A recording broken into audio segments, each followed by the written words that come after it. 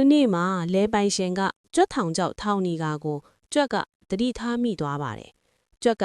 ကြက်တိုးနွားတို့ကိုကြွက်ထောင်ကြောက်အကြောင်းပြောပြပါတယ်။ဒါပေမဲ့သူတို့အားလုံးကကြွက်ထောင်ကြောက်ကမင်းရဲ့ပြဿနာပါငါတို့နဲ့ဘာမှမဆိုင်ဘူး။ဒါကိုကြားတော့ကြွက်ကထောင်ကြောက်မှမမိအောင်စ조사ပြီးနေရမှာအပေါက်ဖောက်ပါတယ်။ခဏအကြာမှာမွေတကောင်ဟာကြွက်ထောင်ကြောက်မှမိသွားပြီးလဲသမားရဲ့ဇနီးလာချိန်မှာကိုက်လိုက်ပါတယ်။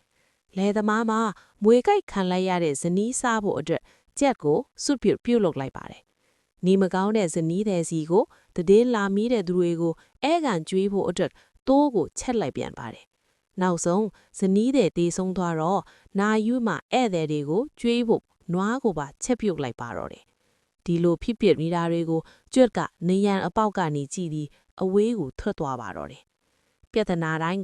ကိုနဲ့တိုက်ရိုက်မဆက်ပါဘူးလို့မှတ်ယူလို့မရပါဘူး။ကိုယ့်အတွက်လည်းများများအလုပ်လုပ်ပါအခြားသူတွေအတွက်လည်းတွေးကြည့်ပေးပါ